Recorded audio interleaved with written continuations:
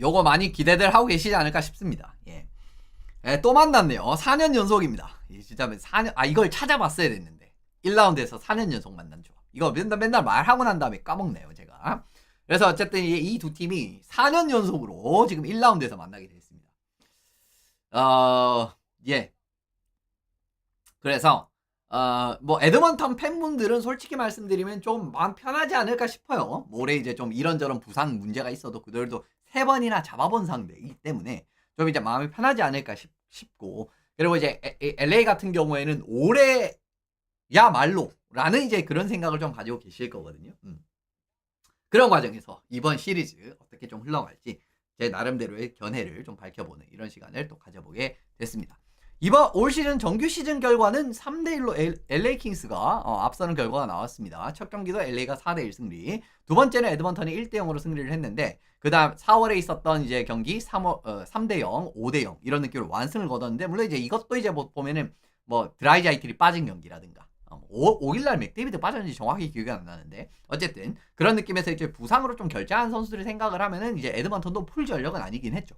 근데 어쨌든 올 시즌 정규 시즌 전적 자체는 LA 킹스가 3승 1패를 했다라는 거, 이제 이런 부분 말씀드리고 이제 넘어가면 좋을 것 같습니다. 에드먼턴 시리즈에서 활약했었던 LA 선수는 워런 포글 선수.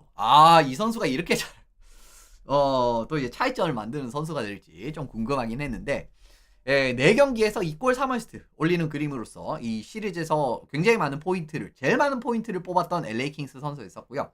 그리고 아드리안 캠페 선수가 1골 4어시스트, 마찬가지로 5포인트 뽑았었습니다. 바이필드 선수가 이제 3골 1어시스트를 올렸고, 피알라 선수가 2골 1어시스트, 이런 느낌으로써 이제 득점형 윙어들이 상당히 잘 활약을 해주고 있네요. 캠페, 피알라 뭐 다 활약을 해주고 있고, 그리고 바이필드까지도 좋은 모습을 보여주니까 좋은 결과가 나왔고, 근데 수비진에서는 마이키 앤더슨 선수가 1어시스트에다가 23분 이상, 그리고 가브리코프 선수가 22분 이상, 그리고 다우치 선수 같은 경우에도 이제 2경기 출장에서 1어시스트 올렸다라는 거, 21분 가까이 뛰는 이런 모습 확인을 하실 수가 있네요. 그리고 역시나 주인공은 컴퍼죠. 컴퍼 선수가 4경기 출장에서 1.05의 96.0%. 뭔가 싶습니다. 그죠?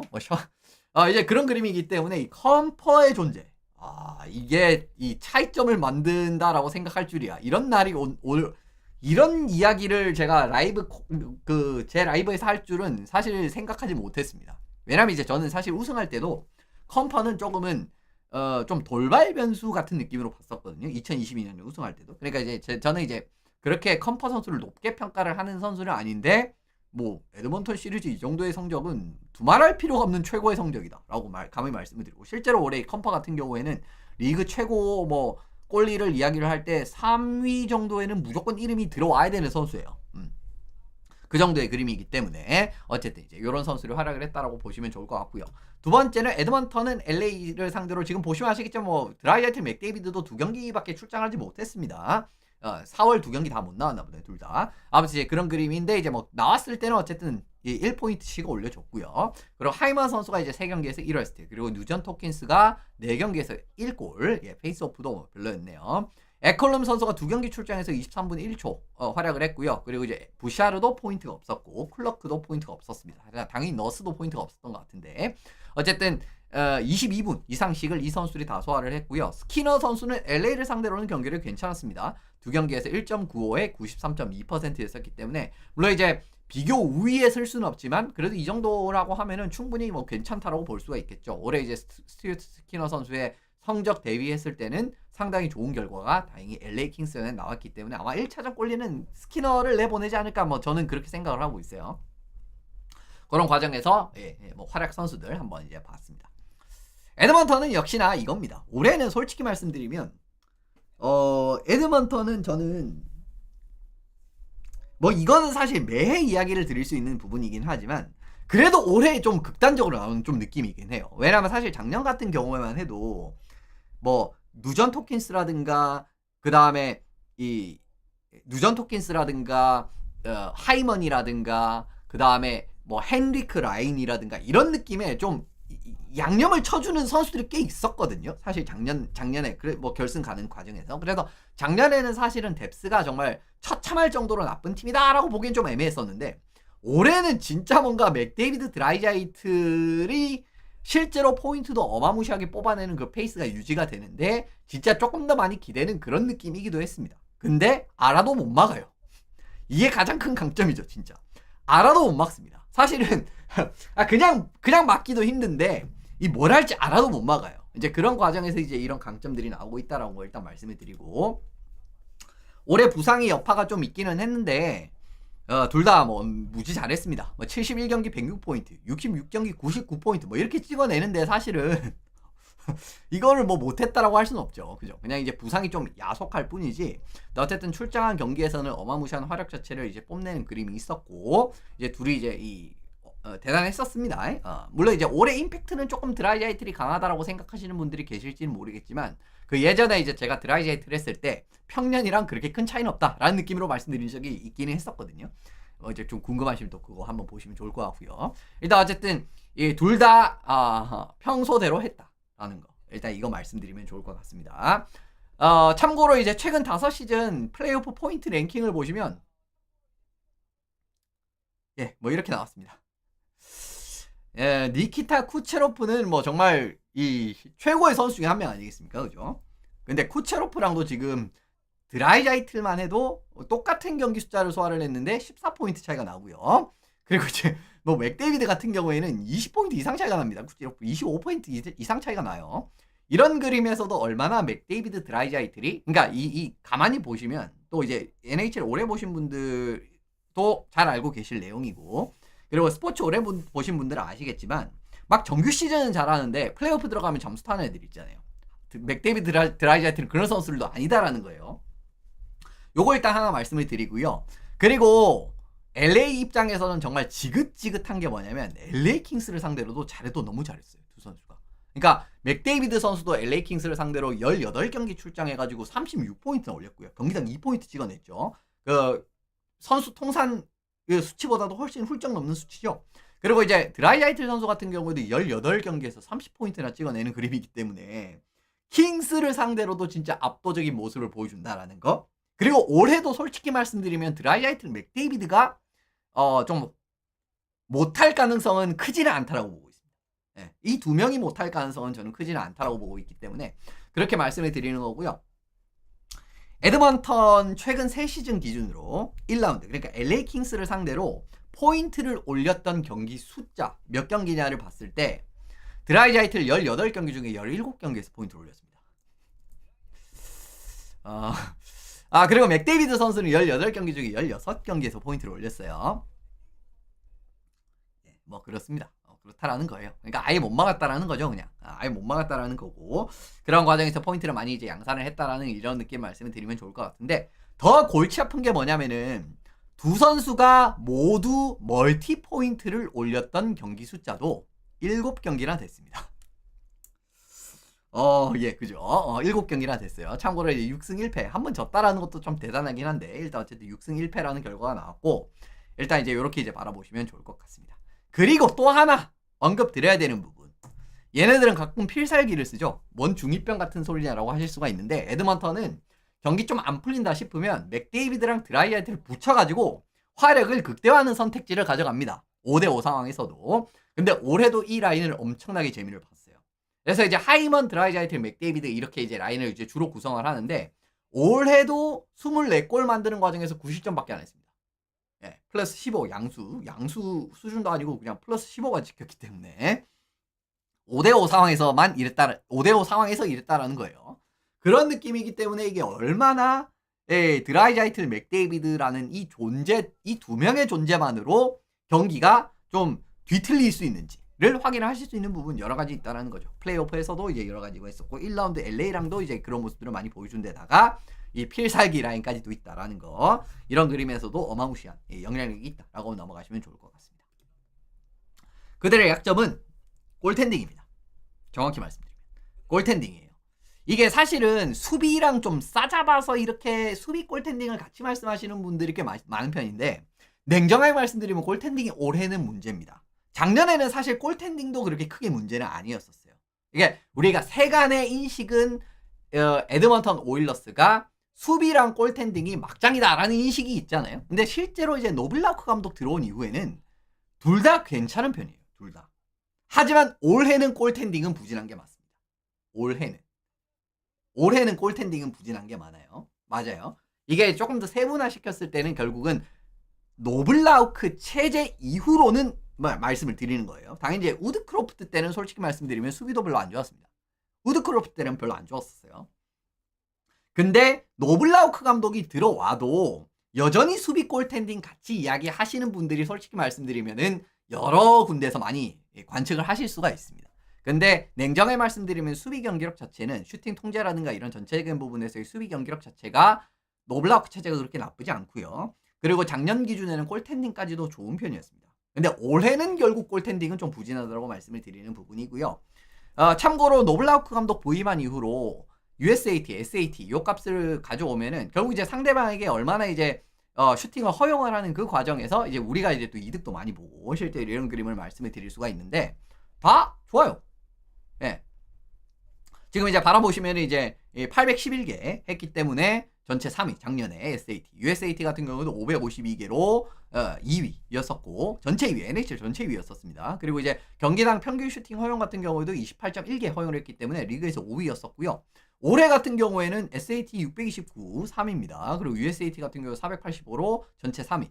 그리고 슈팅 허용 같은 경우에도 27.1개 허용을 했기 때문에 물론 이제 이거는 10위로 떨어졌는데 가만 보시면은 이제 뭐 작년 대비 해가지고 더 줄어들었잖아요. 이제 그렇기 때문에 사실 노블라우크 감독 부임한 이후로 슈팅 차단 관련해가지고 경기 자체력이 그렇게 나쁘진 않아요. 전반적으로 어떻게 수비 체계 같은 부분 자체는 크게 나쁘지 않다라는 거 말씀드리고 싶은 겁니다. 그리고 고득점 지역 이 슈팅 허용 이것도 566개밖에 허용을 하지 않았기 때문에 리그에서 11위에 해당하는 성적이었습니다. 나쁘지 않죠. 근데 세간의 인식은 뭐 이거 30등 해야 될 것 같은 그런 인식이지 않습니까? 나쁘지 않아요. 수비 경기로 전체적으로. 하지만 두 명의 골리가 모두 경기력이 안 좋았습니다. 올해. 물론 이제 둘 다 평균 실점은 뭐 세이브 퍼센티지 대비해서는 좀 좋다라고 보실 수는 있는데 피커즈 선수가 어쨌든 이제 세이브 성은 90% 2.71 그리고 이제 스튜어트 스키너 선수도 2.87에 89.4이기 때문에 두 명의 골리 모두 다 사실은 좀 안 좋은 활약을 펼친 건 맞습니다. 그리고 이제 그 과정에서 당연히 스키너 선수의 이 부분을 말씀을 드려야 되는 부분인데 스튜어트 스키너 선수의 이븐 스트렝스 세이브 퍼센티지가 가면 갈수록 계속 떨어지고 있습니다. 뭐 작년에 좀 떨어졌지만 올해는 더 떨어졌습니다. 92.3, 91.5, 90.1 계속 떨어지는 그림이고 이 실점 이하 경기 숫자도 작년에 좀 좋아졌는데 이것도 이제 원상 회복을 했죠. 24경기, 32경기, 21경기. 그리고 이제 92% 이상 경기 숫자를 바라보셔도 올해는 작년 대비해가지고 9경기라 적었습니다. 작년 29경기인데 올해는 20경기였잖아요. 그런 느낌 때문에 올해는 확실히 골텐딩에서 이제 그 큰 이제 어떻게 보면은 문제가 많이 나온다라고 바라보시면 되는 부분이고요. 근데 골리 부진이 이게 사실은 제가 이 내용 때문에 에드먼턴 수비가 약하다라고 느끼시는 부분은 이 부분 때문이에요. 뜬금없는 실책이 진짜 많죠. 근데 이거는 사실 이제 노블라우크 감독 부임한 이후에도 요거는 있었습니다. 그러니까 작년에도 이런 거는 나왔었어요. 그러니까 어떻게 보면은 이 뜬금없는 실책을 하고 이런 그림이 나오게 되니까 결과적으로 이제 골리 부지 뭐라고 해야 되죠? 수비가 더 골리를 부담을 가중시켜주는 상황 자체가 많이 나온다라는 거죠. 갑자기 이제 뜬금없이 막 퍽 흘려가지고 턴오버 나와가지고 우리 지역에서 위험한 지역에서 슈팅 얻어맞고 그런 게 많잖아요. 에드먼턴은 이제 그래서 이제 수비가 나빠 보이는 건데 근데 전반적으로 바라봤을 때 상대방의 이제 슈팅을 차단하는 능력이라든가 이런 부분 자체는 나쁘지 않다라는 걸 일단 말씀드리고 싶은 부분이고 근데 올해는 문제가 되는 게 뭐냐면요. 그래서 제가 이제 에드먼턴 항상 말씀드리는 수비 시스템은 괜찮다라고 말씀을 드립니다. 그래서 근데 올해는 또 문제가 되는 게 에컬럼 시즌 아웃 가능성이 지금 나오고 있습니다. 지난 세너제이전에 부상을 당했는데 일단 1라운드 아웃이 확정이 됐고요. 그리고 지금 나오는 이야기는 결국은 1라운드 뿐만 아니라 시즌 아웃이 지금 거의 이제 좀 시즌 아웃 가능성이 높다라는 이야기가 많이 나오고 있습니다. 근데 에컬럼이 어쨌든 수비 지역에서 좀 여러 가지 좋은 역할을 또 많이 해주는 선수지 않습니까? 근데 일단 어쨌든 이 선수가 빠진다라는 거예요. 그리고 전년 대비해서 수비 지역에서 조금 더 믿을 만한 카드들이 더 없어졌어요. 그러니까 올해 지금 이제 어떻게 보면은 요 6명으로 지금 플레이오프를 헤쳐나가야 되는 상황인데 클링베리도 지금 장기 부상을 끊었거든요. 그래서 클링베리도 솔직히 말씀드리면 언제 복귀를 할지 알 수가 없는 그런 그림이기 때문에 에드먼턴 탑6가 올해는 아마 이런 느낌으로 구성될 가능성이 높습니다. 그러니까 플레이오프에서 당장 1차전부터 월먼 부샤르, 너스 스태처, 쿨러크, 엠버슨 이 정도 라인업은 냉정하게 말씀드리면 시스템으로 보정을 해도 이게 한계가 있는 시스템으로 보정이 불가능한 수준이에요. 이 정도는. 그래도 에콜룸이라도 있고, 그죠? 그런 느낌이 돼야 되는데, 그죠? 그래도 이제 예를 들면 예전 기준이라고 하면 세시 같은 친구들도 어떻게 보면은 누구냐? 두루두루 경기력이 괜찮은 편이거든요. 그래서 이제 좀 세스 존스 같은 좀 열합한 같은 느낌. 그래도 이제 감독들이 굉장히 이제 세시한테는 이 애지간함의 무난한 역할 자체는 그냥 충분히 맡길 수 있는 그런 역할을 해줄 수가 있단 말입니다. 그리고 이제 누구냐? 그 브로베리 같은 애들도 빠졌잖아요. 브로베리가 작년 플레이오프 때 진짜 잘했거든요. 그렇기 때문에 올해는 솔직히 말씀을 드리면 지금 이 정도의 수비진으로는 아무리 그 시스템으로 보정을 해도 문제가 드러날 수밖에 없다라는 겁니다. 그런데 스키너까지 부진한다? 이래버리면 실점 관리가 진짜 아예 안 되는 상황이 나올 거예요. 그리고 이제 상대방의 슈팅 차단이라든가 이런 것도 정규 시즌보다도 훨씬 안 되는 상황이 나올 거고요. 분명히. 그런 그림이 됐기 때문에 어떻게 보면 이 부분은 좀 이제 약점적인 부분. 그러니까 골리의 약점 자체가 좀 더 가중되는 그림이 나올 수가 있다.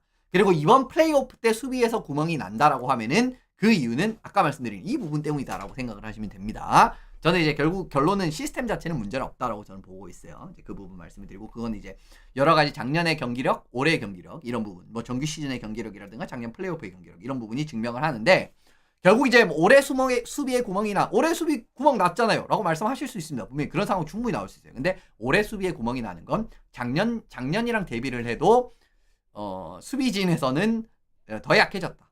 그렇기 때문이다 라고 바라보시는 게 더 타당하지 않나라고 바라보고 있습니다. 어쨌든 이제 그 부분 말씀드리면서 넘어가면 좋을 것 같고 활약이 필요한 선수는 역시나 하이먼입니다. 예.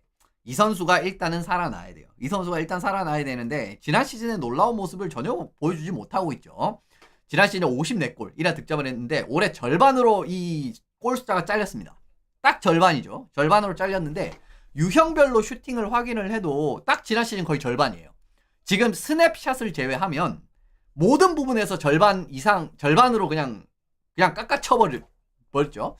리스샷 같은 경우에도 19골 넣었는데 10골이나 마이너스가 됐고 뭐 스냅샷은 이제 2골 차이 나니까 이거는 뭐 그래도 잘 지켰다라고 볼 수 있는데 백핸드샷도 이제 작년에 10골 넣었는데 5골 그리고 이제 티빙 같은 경우에도 8골 득점했는데 4골밖에 득점을 하지 못했고 디플렉션 골 같은 경우에도 이제 4골 득점했는데 1골밖에 득점을 하지 못했습니다. 그러니까 이제 딱 그냥 절반으로 딱 잘려버렸거든요. 그런 그림에서 어떻게 보면 문제가 당연히 나올 수밖에 없는 그림이고 근데 이제 이 선수가 당연히 경기력을 찾아야 되는 이유 자체가 뭐냐면 지난 LA 시리즈 완승에 굉장히 큰 공헌을 한 선수가 사실은 하이먼이었습니다. 물론 이제 드라이자이트를 맥데이비도 잘했지만 1차전에서 3골 리러스 헤트트릭 포함해서 1어시스트 활약이 있었고 2차전에서 골 넣었고 3차전에서 멀티골 5차전에서 골 넣었거든요.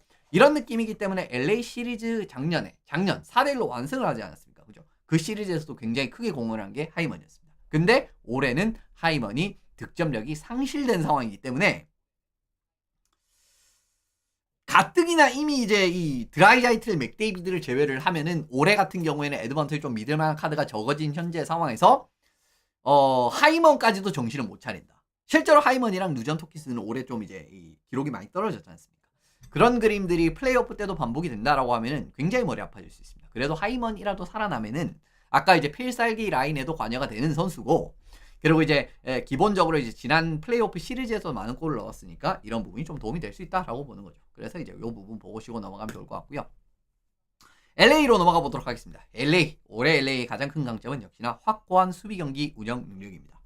이 팀의 전반적인 이 수비 사실은 작년 같은 이것도 이제 후토크에서는 자주 말씀드렸던 내용인데 LA 킹스가 올해부터 원래 LA 킹스 같은 경우에도 이 NHL 팀들이 상황에 따라서 중립지역 압박이라든가 그 전방 압박이라든가 이런 스킴을 좀 여러 가지 쓰는 팀들이 있어요. 근데 LA 킹스도 그 팀 중에 하나였습니다. 그러니까 이제 중립지역 상황에서 이제 뭐 1-3-1 뭐 이제 그런 것도 이제 많이 작년에도 이제 좀 많이 도마에 올랐던 내용이긴 했는데 상황에 따라서 이제 1-3-1을 쓰는 이제 그런 상황이 나오고 그리고 이제 근데 일반적인 상황에서는 1-2-2를 쓰는 느낌으로 그러니까 복합적으로 구사를 했었단 말이에요. 하지만 올해 짐 힐러 체제 들어온 이후로 그냥 이제 좀 무난한 1-2-2를 좀 패시브하게 구사를 하기 시작을 했거든요. 그냥 이제 그거 하나만. 근데 이게 좀 수비 안정화에 좀 많이 도움이 된 것 같아요. 왜냐면 이제 이런 여러 가지 스킴을 쓰다 보면은 선수들이 이 상황을 써야 되는 상황에 이런 것도 헷갈리고 그리고 1-3-1의 가장 큰 문제 중에 하나는 1-3-1 포메이션을 형성하는 데 시간이 많이 걸립니다. 그 과정에서 이제 허를 찔리는 그런 상황들도 많이 나오거든요. 이제 그런 여러 가지 측면들이 이제 같이 겹치게 되는데 1, 2, 2만 쓴다라고 하면은 이건 선수들도 당연히 이해하기가 편한 부분이고, 그래 이제 전반적으로 이제 이런 부분에 좀 혼선 자체가 좀 많이 줄어들었기 때문이 아닌가. 이게 좀 1차적인 이유라고 저는 생각을 하고 있습니다. 실제로 그냥 이제 뭐 실점 관련해 가지고 이걸 1차적으로 보시면은 LA 킹스가 경기당 평균 실점 2.44 2위. 그리고 이제 페널티 킬링도 82.3%로 전체 7위고, 경기당의 평균 이제 슈팅 허용 같은 경우에도 25.5개밖에 허용을 하자면서 리그 2위입니다. 그리고 2차적으로 이제 살펴보시더라도 SAT 허용, 그러니까 슈팅 전체 이제 슈팅 허용을 보시면 3,617개 허용했는데 이게 리그 전체 4위였었고요. 그리고 USAT 같은 경우에도 허용 보시면 2,500개 허용했는데 이게 리그 전체 2위. 그리고 이제 5대5 상황에서 실점 바라보시면은 120실점밖에 안 했기 때문에 이걸 전체 2위였습니다. 그러니까 1차적으로 바라봐도 그렇고 1.5차적, 2차적으로 바라봐도 LA 킹스의 수비력, 상대방을 통제를 하는 능력 자체는 상당히 출중하다라는 걸 확인을 하실 수가 있죠. 그리고 이거는 뭐 예년부터 이어지는 강점 중에 하나죠. 코피타르 다노라는 이제 정말 이 공수 양면 겸장 센터들을 보유를 했기 때문에 이 부분에서도 힘이 있는 데다가 바이필드도 어쨌든 좀 잘 자리를 잡고 있는 그런 과정이 있기 때문에 지금 전반적으로 봤을 때 좀 부지런한 경기, 투웨이 경기, 이 팀도 마찬가지로 되는 팀입니다. 코피타르, 다노, 바이필드, 그죠? 게다가 이제 윙어 같은 경우에도 라페르라든가 포글 이런 선수들을 이제 또 체킹 이런 역할 잘 수행하라고 무어 선수도 마찬가지죠. 그런 그림이기 때문에 전체적으로 이렇게 투웨이 경기도 기대 가능한 과정에서 또 이제 팀에 어떻게 보면은 1라인에도 쿠즈멘코, 캠페, 그리고 3라인 피알라 같이 이제 득점도 많이 터트려 줄 수 있는 선수들이 다 포진이 돼 있죠. 실제로 이제 이 라인들의 이런 득실 마진을 살펴보시면은 어마무시하게 좋게 나옵니다. 쿠즈멘코, 코피타르, 캠페 라인 사실 형성된 지 얼마 되지도 않았죠. 근데 이제 이 5대5 상황에서 16골 만드는 도중에 15실점밖에 안 했기 때문에 플러스 11. 그리고 이제 포글, 다노, 무어 같은 경우에도 18득점 하는 도중에 8실점 플러스 10이었고, 피알라, 바이필드, 라페르 라인조차 20득점 하는 동안에 6실점밖에 안 했기 때문에 공수 양면에서 거의 완벽한 모습들을 지금 1, 2, 3 라인들이 보여주고 있단 말이에요. 상대방이 통제적인 부분도 그렇고, 지금 뭐 몇 경기 뛰지도 않았는데 뭐 16골 넣는 1라인이라든가, 그리고 이제 뭐 포글이랑 이제 바이필드랑 뭐 이 라인들은 그래도 좀 꾸준한 편이긴 한데, 이제 근데 이제 무어 같은 경우에도 뭐 이제 부상 뭐 그런 거 있었잖아요. 그래서 이제 전반적으로 봤을 때는 공수 양면에서 이런 이 차이점을 만들어내는 그런 운영 자체를 상당히 잘할 수가 있는 팀이고, 그 과정에서 이제 1, 2, 3라인 모두가 힘이 꽤 이제 센 팀이다라고 바라보시면 좋을 것 같습니다. 그리고 또 하나의 강점은 셧다운 체킹 라인 역할도 할 수 있는 선수들이죠. 특히 이제 다노 라인에 들어오는 포글, 무어 같은 경우에는, 실제로 이제 다노랑 무어 같은 경우에는 LA 킹스 굉장히 오랫동안 이 체킹 라인으로서 역할을 체킹 라인도 수행을 했었고요. 거기에 올해는 포글이 들어왔는데, 저는 아르비드손이 빠져가지고 조금 걱정을 했는데 오히려 포글이 들어온 게 더 좋은 것 같습니다. 더 좋은 것 같아요.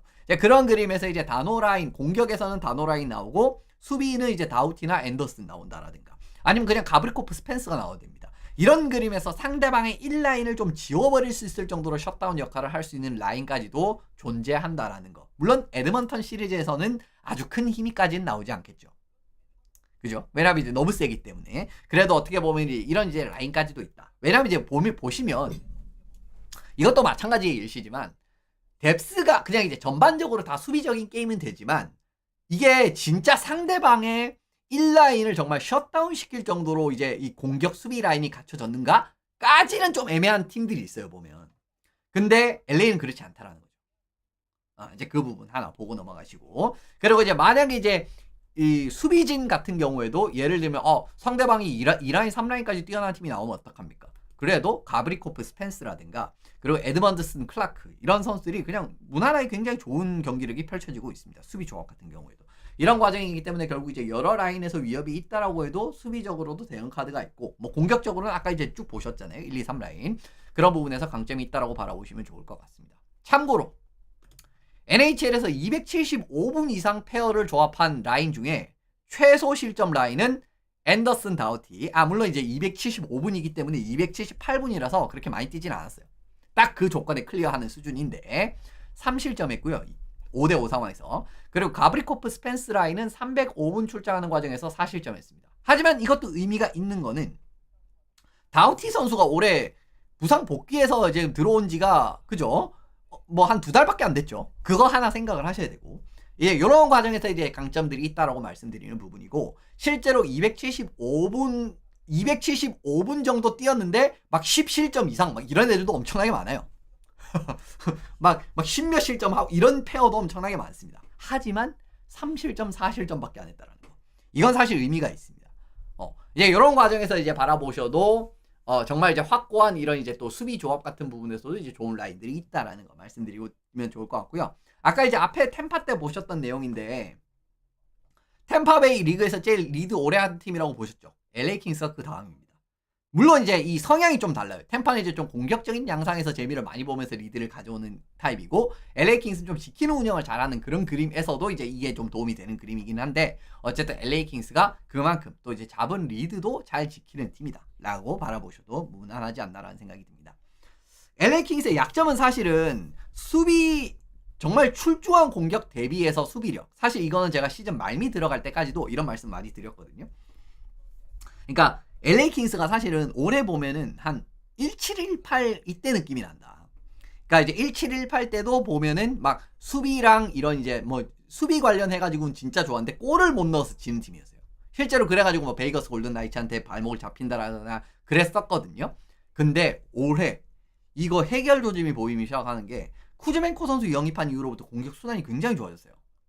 물론 이게 그냥 비단 쿠즈멘코가 들어왔다라고 보기엔 좀 애매한 측면이 있지만, 실제로 쿠즈멘코가 들어오면서 아까도 보셨겠지만 1라인의 조합도 쿠즈멘코가 1라인에 들어옵니다. 그런 느낌에서 이제 이 피알라를 또 이제 3라인으로 쓸 수 있는 그런 느낌이 또 될 수가 있다는 거죠.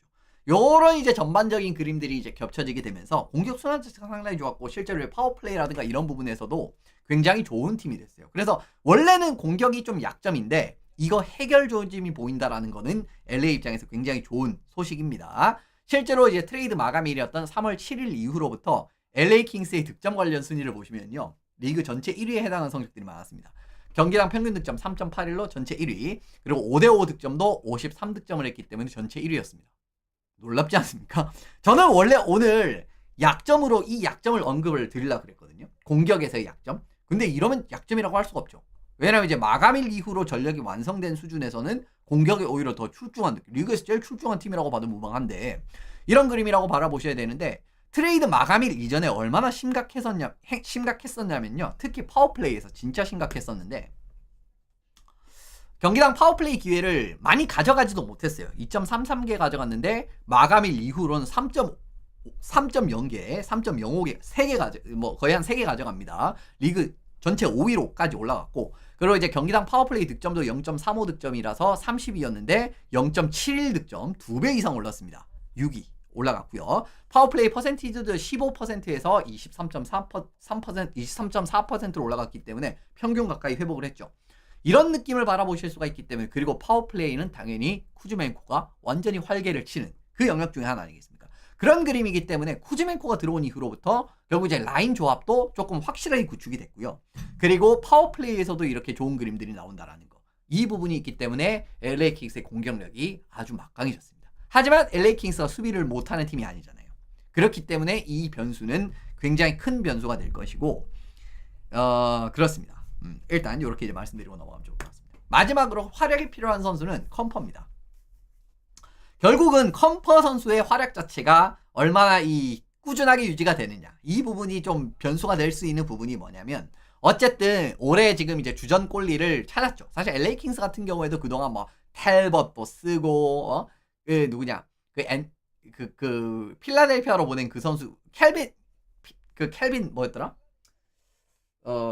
그 선수가 망하는 바람에, 그죠, LA 킹스가 굉장히 이제 머리 아픈 상황이었는데, 결국 이제 뭐 이런저런 뭐 리티흐도 써보고, 그 다음에 텔벗도 써보고, 막 여러 선수를 많이 써봤잖아요. 근데 이제 결국은 가장 잘 맞는 선수는 컴퍼 같은 느낌이 되고 있습니다. 이번 뭐 디브와 트레이드로 데려왔던 컴퍼 선수가 50경기에서 2.02에 91.1%, 셔터 5개를 하게 되면서, 아까 이제 뭐 바실렙스키 말씀드릴 때 이야기를 했지만, 올해 사실은 골리 넘버 1, 2, 3를 줄 지어보면은 헬러벗, 바실렙스키, 컴퍼거든요. 이제 그 느낌. 사실 컴퍼는 이제 좀 꾸준함을 따져보면은 바실렙스키보다도 조금 더 위에 놓을 수도 있다라고 생각을 합니다. 근데 올해 컴퍼가 진짜 얼마나 좋았냐면은, 승수 31승, 공동 6위, 그리고 이제 경기당 평균 실점 2.02로 전체 1위고요. 세이브 성공률 92.2%로 전체 2위. 그리고 이제 이븐 스트렝스 세이브 퍼센티지 같은 경우도 92.8%가 찍히면서 전체 3위였습니다. 이건 이제 시즌 전체예요. 아까 이제 바실랩스키처럼 12월부터가 아니라 이런 느낌이기 때문에 진짜 완전히 그냥 뭐 고점 때보다 더 좋았던 것 같은데 그때 애리조나 때라든가 이제 이 어디냐 콜로라도 때도 좋을 때는 있었죠. 근데 그때보다도 올해는 더 좋은 느낌입니다. 그리고 영역별로도 준수해요. 보시면 아까 이제 바실랩스키는 좀 영역별로 좀 크게 좀 널뛰는 그림이었죠. 고득점 지역 세이브 퍼센티지 86.3%, 전체 상위 1%. 그리고 이제 중간 위험 세이브, 중간 지역 세이브 퍼센티지 같은 경우도 90.8%니까 상위 16%니까 나쁘지 않잖아요. 이런 그림이기 때문에도 강점을 볼 수가 있다라는 겁니다. 그러니까 이만큼 압도적인 시즌을 보내고 있기 때문에 어쨌든 상대방을 조금 더 막아내는 기본적으로 수비 시스템도 잘 갖춰져 있고 그러니까 이제 또 좋은 퍼포먼스가 유지가 될 수 있지 않을까라고 생각을 하는 부분인데 다만 변수가 될 수 있는 부분은 찾아보니까 저는 이때 뛰었다라고 생각을 했는데 2022년 서부 결승 때 만나봤죠. 왜냐 콜로라도 애벌렌치 소속으로 그때 이제 이 만나봤지 않습니까 에드먼턴에. 근데 이때 이제 1차전인가 3실점하고 부상으로 결국 결장을 해가지고 프란초스 선수가 올라와서 승리를 했지 않습니까? 그래서 이건 좀 변수가 될 수 있을 것 같아요. 그러니까 저는 이제 이 처음에 찾아보기 전까지는 당연히 뛰었다라고 생각을 했었거든요. 2022년 서부 결승 때도. 그래서 이제 이런 것도 조금 심적으로 여유가 있지 않을까라고 생각을 했었는데 자세히 찾아보니까 이제 첫 경기에서 3실점 당하고 부상으로 해서 이제 결장을 하는 그림이 됐기 때문에 나머지 경기들은 그러니까 어쨌든 이제 이거는 까봐야 된다라는 거죠. 그러니까 맥자이틀한테도 정말 미친 듯이 버틸 수 있는가라는 거. 플레이오프의 그 미친 드라이자이틀 맥데이비드도 버텨낼 수 있을까? 이거는 사실은 좀 까봐야 되는데 일단 이 부분 좀 변수가 될 수 있다라고 말씀을 드리면 좋을 것 같습니다. 어쨌든 컴퍼가 정규 시즌만큼이나 잘해줘야 된다라는 거 말씀드리고 넘어가면 좋을 것 같습니다. 마지막으로 시리즈 예상을 결국 말씀을 드리면 맥자이틀의 힘으로 돌파하는 경기가 분명히 있을 거예요. 뭐 시리즈가 이제 이렇게 가는 도중에 맥데이비드 드라이자이틀의 이런 힘으로 찍어 누르는 경기가 분명히 있을 겁니다. 우리가 작년에도 봤고 재작년에도 봤고 했듯이 그런 경기가 분명히 있을 텐데 에드먼턴은 아까도 보셨겠지만 올해는 플레이오프에서 수비력의 부재가 나타날 가능성이 크다라고 말씀드렸잖아요. 그죠? 그러니까 정말 중요한 수비 카드의 결장 그리고 전년 대비해서 수비 선수층이 많이 얕아진 상황이기 때문에 결과적으로 이 부분에서 실점이 많이 누적이 될 거라고 보고 있습니다. 그렇다라고 해서 스키너도 완벽하게 어떻게 보면 올해 전체적으로 봤을 때 경기력이 좋았던 것도 아니고 그런 느낌에서 이제 맥자이틀의 힘 자체는 살아있지만 이 부분의 강점이 예전보다 많이 좀 떨어질 거라고 생각을 하는 부분이고요. 그리고 홈 어드밴티지를 따는 게 중요하다라는 느낌 많이 말씀을 드리는데 이번에 홈 어드밴티지를 땄잖아요. 이 말씀을 드리는 이유가 LA 킹스가 이제 제가 이제 얼마 전에도 LA 킹스가 홈에서 얼마나 강하다라는 걸 한번 했어요. 궁금하시면 그것도 한번 보시면 좋을 것 같고요. 어쨌든 홈 어드밴티지를 수성을 했기 때문에 올 시즌 NHL 홈에서 제일 많이 승수를 올린 팀은 캐롤라이나와 LA입니다. 각각 31승을 올렸어요. 41경기에서 31승 올렸습니다.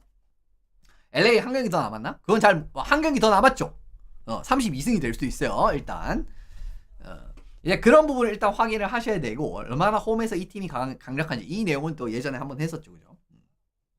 그런 부분 말씀을 드리고 참고로 LA 킹스 아까 이제 결국은 좀 수비에서도 이제 결국 이제 실점 관리가 좀 어려울 것이다. 왜냐면 수비진도 얕아졌고 그리고 이제 골리도 좀 안 좋아졌기 때문에 그런 그림에서 말씀을 드렸지 않습니까? 그죠? 그러니까 실점이 좀 늘어날 것이다. 이게 치명적일 수밖에 없는 이유가 뭐냐면 올 시즌 3골 이상 넣었을 때 경기 승률을 따져보시면요.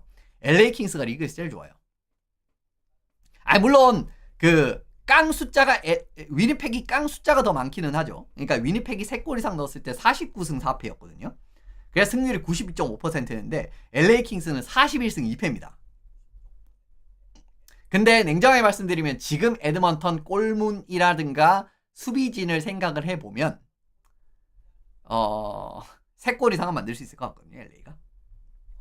그렇지 못하는 경기가 생긴다고 한들 충분히 3골 이상 만들 수 있는 경기를 충분히 만들어낼 수 있을 것 같아요.